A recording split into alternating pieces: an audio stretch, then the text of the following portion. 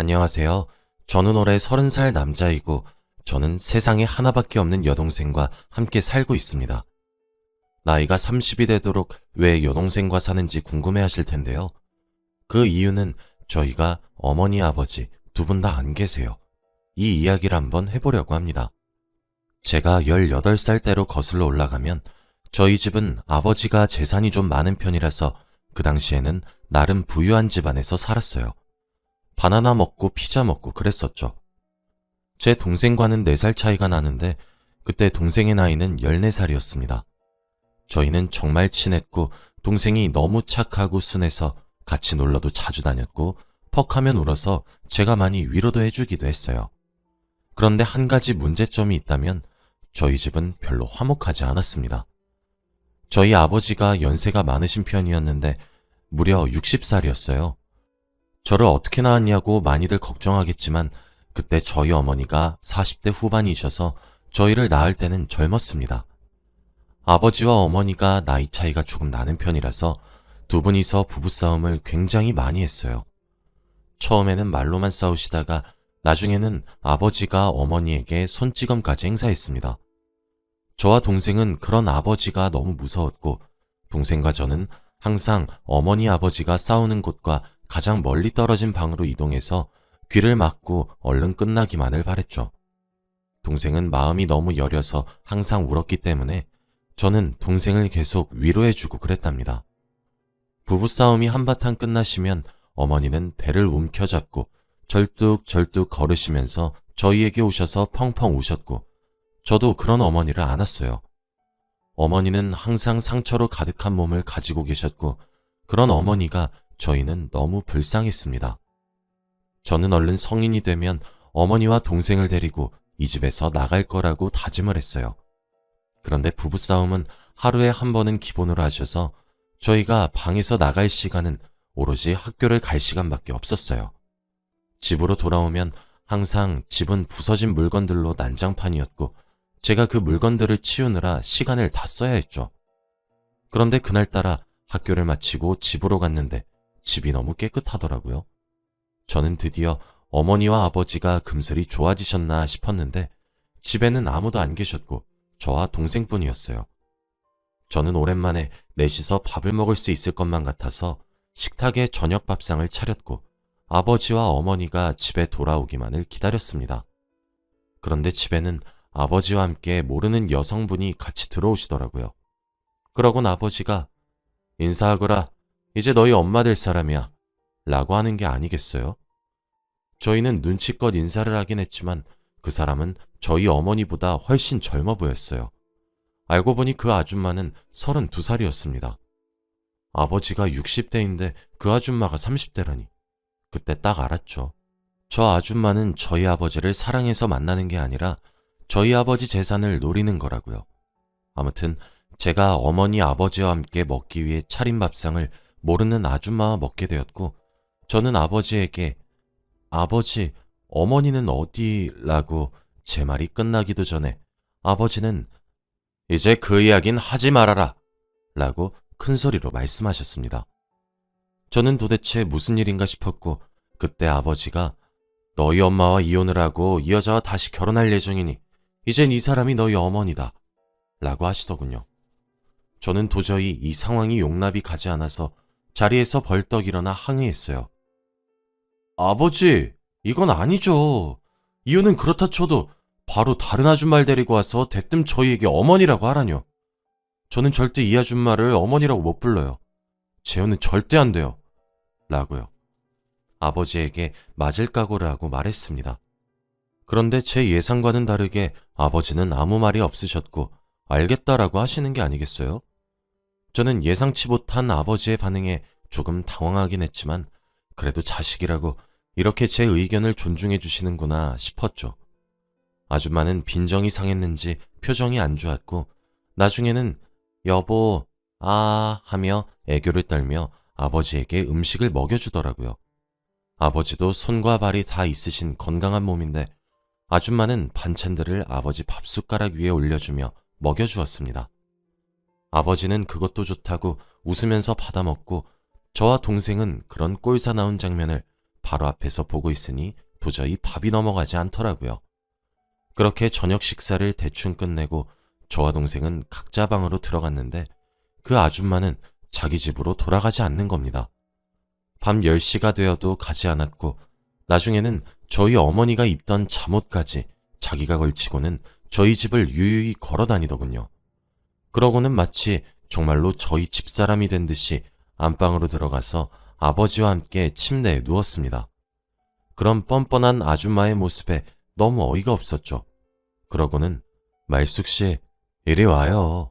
라는 애교가 가득 담긴 아버지의 말이 들렸고 처음 들어보는 낯선 말투에 너무 당황해버렸죠. 저와 동생은 어머니를 어떻게든 찾고 싶었고 어른이 되면 집을 나가서 어머니와 함께 셋이서 살고 싶었어요. 그래서 틈만 나면 어머니에게 전화를 걸고 문자를 남겼는데 어머니는 아무런 답장이 없으셨고 결국 아버지에게 들통이 나고 말았습니다. 아버지는 저의 휴대폰을 빼앗아가면서 제 연락처에 엄마라고 저장되어 있는 것을 보고 이젠 이 사람 네 엄마 아니라니까? 라며 휴대폰을 마구 집어던지셨죠. 저는 이중적인 아버지의 모습에 소름이 끼쳤지만 반항하지 않았고 아버지는 얼마 뒤 새 휴대폰을 사주셨습니다. 저와 동생이 아버지의 재혼을 반대하니 아버지는 그 아줌마와 동거를 시작했어요. 그 아줌마는 저희 엄마의 옷과 액세서리 가방을 착용하면서 진짜 아버지의 아내가 된 마냥 행동하고 다녔습니다. 저는 그 여자를 단 한 번도 엄마라고 부른 적이 없었는데 어느 날은 저와 동생은 학교를 다녀와서 집으로 돌아왔고 아줌마가 주방에서 요리를 하고 있었어요. 제가 아줌마 학교 다녀왔습니다 하면서 인사를 했는데 그 아줌마가 엄마라고 부르렴? 라고 하길래 네? 라고 했죠. 한 번도 아줌마라고 부를 때 뭐라고 한 적 없었거든요. 나 이제 집 안주인 될 사람인데 그럼 너희 엄마가 되는 거잖니? 앞으로는 나를 엄마라고 부르렴. 너희 아빠가 언제까지 너네 편 들어줄 것 같냐? 곧 나랑 너희 아빠 사이에서 아기 만들 거니까 너흰 이제 이 집에서 찬밥 신세 될 거야. 아줌마의 말에 동생은 펑펑 울었고 저는 아줌마가 요리하고 있던 그릇을 던졌습니다. 그런데 접시가 깨진 소리에 방에 계시던 아버지가 나와서 화를 내셨죠. 야, 너 뭐 하는 거야? 어디서 그런 버릇없는 행동을 해? 그런 거 누가 가르쳤냐? 여보, 나 애들 보기 너무 힘들어. 아이들이 나를 너무 싫어하네. 계속 자기 엄마 보고 싶다면서 날 엄마라고 부르기 싫대. 저는 갑자기 아버지가 오자 우는 연기를 하는 아줌마가 너무 소름 끼쳤고 아무 말도 할 수 없었습니다. 아버지가 방으로 들어오라고 해서 끌려가는 도중에 아줌마의 얼굴을 보았는데 미세하게 웃고 있더라고요. 그렇게 아버지의 서재로 가서 저는 회초리로 맞았습니다. 제 감정 따위는 아랑곳하지 않고 아버지는 화만 내셨어요. 너 그렇게 행동하면 아빠가 욕먹는 거 몰라? 네 엄마가 그렇게 가르치디? 앞으로는 최말숙, 저 사람이 네 엄마란 말이다. 언제까지 엄마 보고 싶다고 찡찡대는 어린애처럼 살겠다는 거야? 라면서요. 저는 울지도 않고 가만히 고통을 참으면서 아무 대답도 하지 않았어요. 아버지는 나이가 있다 보니 때리는 것도 힘이 드셨는지 몇십 분 뒤 그만두셨고 저는 방으로 들어가 문을 잠그고 펑펑 울었습니다. 너무 서럽고 어머니가 보고 싶었거든요. 당장 이 집에서 나가는 게 제 삶의 목표가 되었습니다. 그날 이후로 아줌마는 집에서 살만해졌는지 아버지가 준 용돈으로 비싼 명품 쇼핑도 하고 친구들을 불러 집에서 놀곤 했어요. 저와 동생은 집에 오면 항상 아줌마 지인분들이 있었기 때문에 방으로 바로 올라가야 했고 아버지는 밖에서 일을 하고 계셨기 때문에 이 상황을 전혀 모르셨죠. 그런데 어느 날은 집으로 들어갔는데 낯선 남자와 눈이 마주쳤습니다. 저도 처음 보는 남자였는데 젊은 사람 같았어요. 나이는 아줌마와 비슷해 보였고 제가 거실로 들어가니 아줌마와 그 남자는 당황하더라고요. 다른 것은 다 이해를 했지만 아버지를 두고 다른 남자와 저희 집에서 대놓고 바람을 피우다뇨. 저는 얼른 아버지에게 전할 생각을 하고 있었는데 아줌마가 제 손목을 끌고 다락방으로 들어갔어요. 너 오늘 본 것들 네 동생이나 네 아빠 귀에 들어가면 당장 이 집에서 내쫓을 줄 알아? 제가 집에서 쫓겨나는 걸 무서워할 것 같으세요? 그냥 다 말하고 집에서 쫓겨나서 저희 엄마랑 동생이랑 같이 살게요. 너네 엄마 어디 있는지 아니? 저는 멈춰서서 이야기를 계속 들었어요. 너 오늘 얘기 아무한테도 말 안 하면 너네 엄마 어디 있는지 내가 말해줄게. 나도 내 남편 전처가 어디 있는지 안 알아봤겠니? 그러니까 엄마 보고 싶으면 조용히 입 다물고 있는 게 좋을 거야. 라고 한 뒤 다락방을 나갔습니다. 저는 아버지가 그 여자의 진실을 알게 되는 것도 중요했지만 어머니를 만나는 게 더 중요했기 때문에 아줌마의 말을 믿기로 했어요. 제가 아버지에게 아무 말도 하지 않으니 그날 이후부터 대놓고 저희 집에 그 남자 데리고 와서는 둘이서 알콩달콩 데이트를 했고 저는 보고도 아무것도 할 수 없었습니다. 그래도 나중에 혹시 모르니 그 사람들이 서로를 바라보느라 정신이 없었을 때 저는 둘이서 그러고 있는 장면을 몰래 증거로 남겨놓았고 언젠가는 쓰일 일이 있겠지 싶었죠. 그렇게 몇 달이 지났고 저는 어느덧 성인이 되기만을 기다리고 있었죠. 얼른 아줌마한테 어머니가 어디서 사는지 듣고 집을 나갈 준비를 해야 했거든요. 그런데 제가 성인이 되기 일주일을 남겨놓고 갑자기 아버지가 심근경색으로 돌아가신 게 아니겠어요? 저는 너무 놀라서 아줌마의 연락을 받고 동생과 집으로 달려갔는데 아버지는 침대에 누워 계셨고 아줌마는 아버지의 손을 잡고 펑펑 울고 계셨습니다. 다른 남자를 만났으면서 저렇게 연기를 하고 있는 그 사람의 모습이 너무 역겨웠네요. 그때 아줌마가 불렀던 구급차가 왔고 저희는 병원으로 이동했죠. 아줌마의 말에 의하면 아버지와 함께 방 안에 있는데 갑작스럽게 심장을 부여잡고 쓰러졌다고 했어요. 저는 아줌마가 의심스럽긴 했지만 아무런 증거 없이 섣부르게 판단하면 안 됐죠. 아줌마는 아버지가 나이가 조금 있으셔서 일찍 가신 것 같다고 그랬어요. 저는 아버지를 부검하기 원했고 부검 결과가 나오려면 시간이 걸렸습니다. 그동안 장례를 끝내고 아버지 전문 변호사가 저희 집에 와서 아버지가 갑작스레 죽을 것을 대비해 남겨두신 유언장을 읽어주셨어요. 나의 모든 건물, 토지 재산들을 내 동거녀 최말숙에게 양도한다 라는 내용이었습니다. 저는 너무 놀라서 네? 라고 했는데 그때 아줌마의 표정은 굉장히 흡족해 보였고 기뻐 보였죠. 아줌마는 아버지의 재산을 노리고 저희 집에 들어온 것이 맞았던 거고 그 많은 재산은 평생 써도 남는 수준이었기 때문에 너무 화가 났습니다. 그래서 저는 무조건 안 된다고, 이건 절대 안 된다고 했지만 이미 아버지의 유언장에는 아줌마에게 모든 재산을 상속한다고 써져 있었기 때문에 저의 말은 무의미했죠. 저는 그때 갓 20살이 넘어서 다양한 법률사무소에 가서 어떻게든 이 상황을 해결하려고 했습니다. 그때 법률사무소에서 상담을 받는데 요즘은 유류분 제도라는 법이 있어서 저처럼 이런 상황이 생겼을 때를 대비해서 만들어진 법이 있더군요. 그래서 있는 돈 없는 돈 다 끌어모아서 변호사를 선임했고 아줌마에게 소송을 하기로 했습니다. 그때쯤 아버지의 부검 결과가 나왔는데 선생님께서 저의 아버지가 죽게 된 원인은 심근경색이 아니라고 했습니다. 그리고 그 집에는 아버지와 아줌마 두 분밖에 없었고 아버지를 죽게 만든 범인은 아줌마였고요. 저는 아버지를 사랑하지도 않았고 아버지의 죽음을 슬퍼하는 것도 아니었지만 그래도 돈 때문에 아버지를 죽였던 사실은 너무 괘씸했죠. 그래서 무조건 소송에서 이기겠다고 다짐했고 아버지를 죽인 증거물을 찾기 시작했어요. 아줌마는 제가 자기를 의심할 거라는 것을 예상하지 못했는지 온 집안에 증거를 뿌려놓은 수준이더라고요. 그래서 급히 지문을 채취했고 증거를 하나둘씩 습득했습니다. 물론 아줌마가 내연남을 데리고 와서 같이 놀아놨던 증거 자료도 제출을 했고요. 저는 그렇게 아줌마에게 소송을 걸었습니다. 아줌마는 아버지가 돌아가시자마자 그 남자와 아버지의 재산을 가지고 둘이서 같이 살고 있었고 저희는 아직 그 집에서 여동생과 같이 살고 있었습니다. 그런데 어느 날 집에 택배를 시킨 적이 없는데 집으로 택배가 와서 문을 열고 받았어요.